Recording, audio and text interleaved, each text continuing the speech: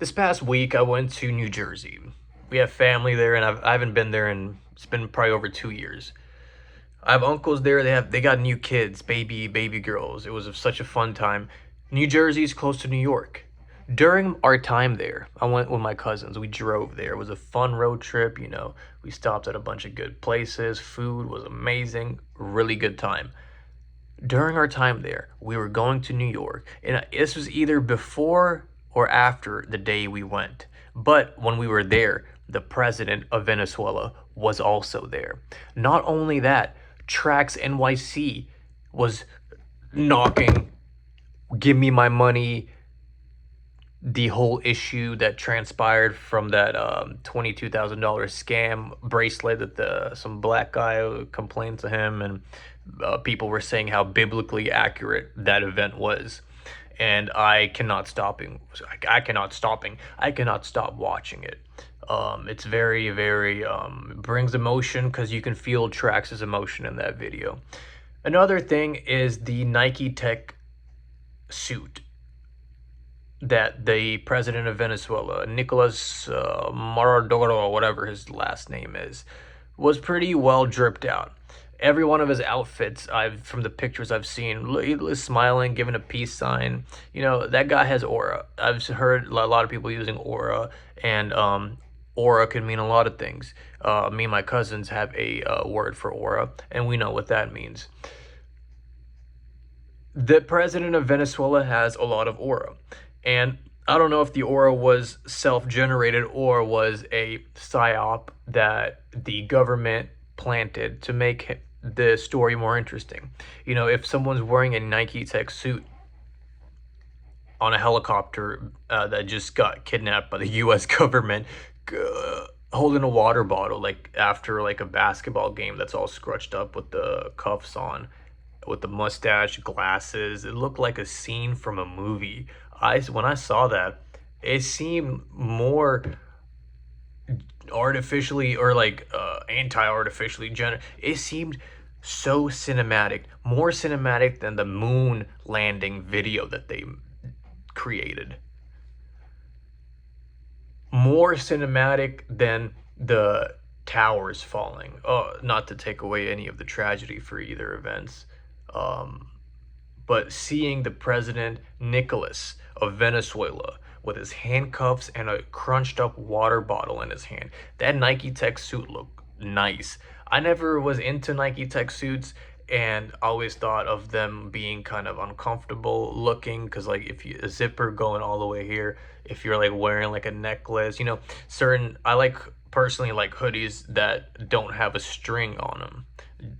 It kind of overlaps. It's just more comfortable, and if you got a chain on, you can throw it on, and it's not impeding I don't know, I just don't like the strings. But seeing the president have so much aura on this helicopter, smiling, giving peace signs to the public with his wife, and the story, if you are not aware, he was trying to hide himself in his bunker. It was a metal room bunker, and him and his wife were trying to close the door, and the U.S. government, LMPD, whatever, NYPD, busted in. Bronx department, the fire department probably busted in and kidnapped this guy, threw him on a helicopter, put some handcuffs on him. And sorry, this chair is squeaking a lot, but it was very interesting being in New York City and just walking down the street. I wanted it to go by Trax, but a part of me was like, he's probably not at the store. There's no point of going there. But little did I know, Aiden Ross was also there. I could have been anywhere, but I had the realization that the president of Venezuela was also there. And it gave me a weird sense of fear. My mom also texted me, we stayed a couple extra days over there after New Year's. We wanted to see everyone, the babies, and see everyone before leaving. And it's not like we go there every day. It's not like I go there every day. My cousins visit it more frequently, and I hope to do that more often too. But it's been busy with life and exams and failing these exams and retaking them.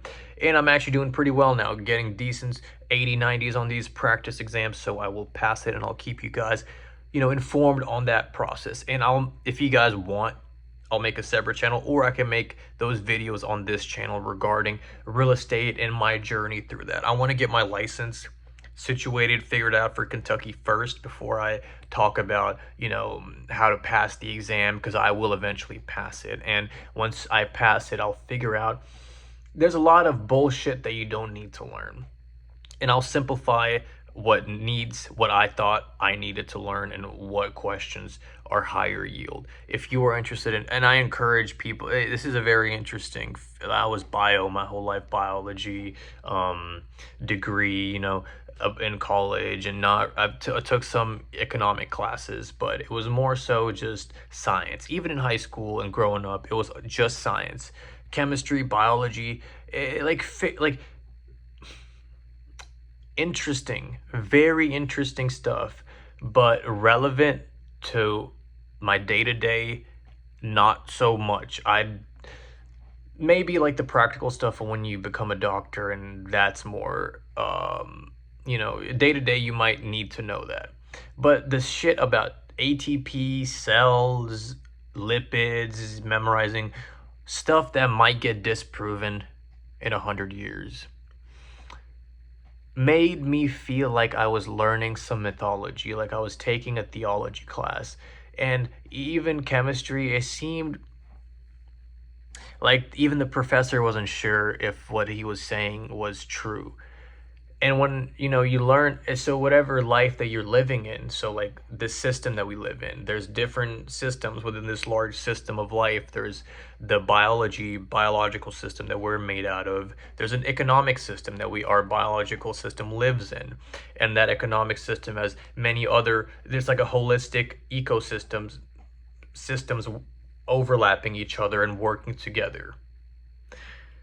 And paying attention and specializing and learning about a specific domain of a system, whether that's economics. In economics, it could be real estate, gold, silver, real estate. There's rental properties. There's so many sub things that you can.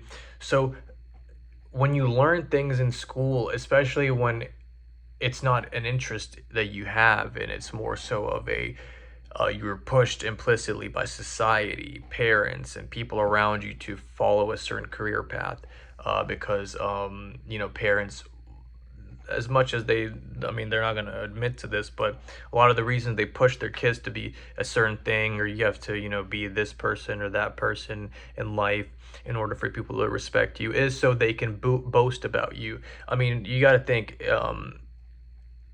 this isn't for every case, but I do believe that there's unconditional love, but a lot of it is conditionals. There's a lot of conditions on it, and I'm not going to sugarcoat it. It is conditional. Some stuff, you know, there is unconditional love, but it's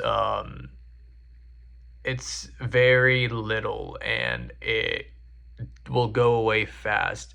And it's not good to have unconditional love, especially if the other person is abusive, or, you know, it's causing some negative harm to your life, that you shouldn't just unconditionally love. That's a whole other topic I can make. Unconditional love, conditional love. And if you find that stuff interesting, let me know in the comments below. If not, what the fuck not? I don't give a fuck. I'm just making these videos for my great grandkids. Hopefully, you know, they stumble, you know, the great grandkids of Kim Kardashian are eventually going to stumble upon her video, and you know, the way they perceive it will be the way they perceive it. You leave a legacy in a way when you put anything online.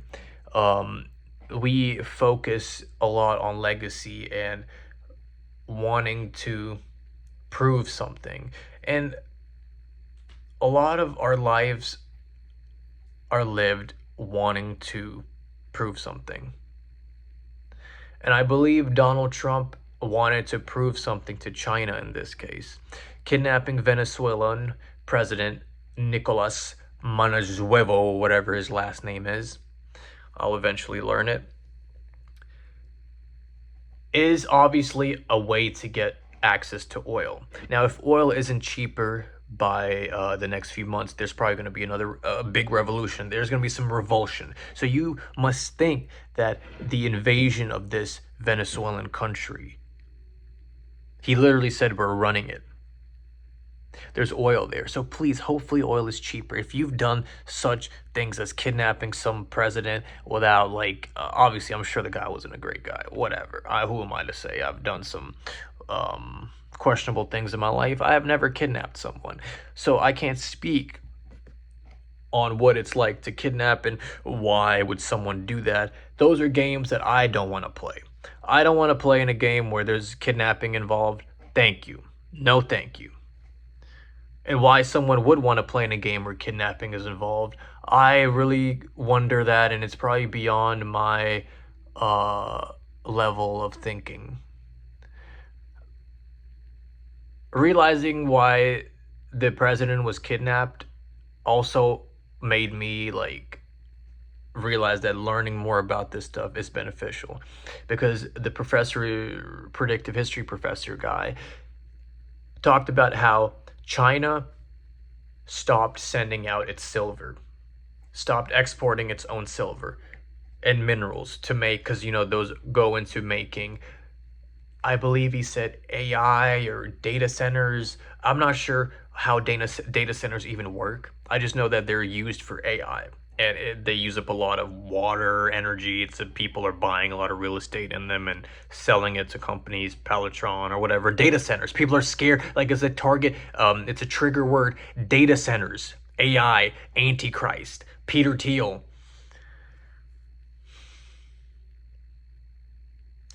So when you stop sending that out, the whole world, I mean, the US dollar turned, it was gold, the US dollar, then the petrodollar, Saudi Arabia, if you know, you know, how the world is using US dollar and has to use US dollar to buy oil. And that was because of some treaty act back in the day and some involvement with Saudi Arabia. There's a whole story and a whole separate video series I can make. And if you want me to make that, let me know. There's a comment section. You can write out if you want me to make a video on that. If not, whatever. I'll still make it because I want to learn about it and this stuff that affects our life. And if you aren't interested in it, then yes, I applaud you, because I wish I was as arrogant as people who don't want to pay attention to it, because it's better to live in ignorance, not knowing what's going on, because the more you know, the less you fit in, and the more you're like kind of wary of people and things, and you're like, is this even worth it? Like, why am with this, that? Less you know, the better, but the more you know, the more you can understand things and predict things. And kind of, I mean, you might seem pessimistic, or people might view you as like, man, why are you always saying like scary things that might happen in the future? Is because this has happened before. I'm not just, these things aren't just fairy tales. These events have happened before, and they will look not like 20 years ago happened. Greece era, the Peloponnesian era, Mesopotamia, Byzantine, the Bronze Age.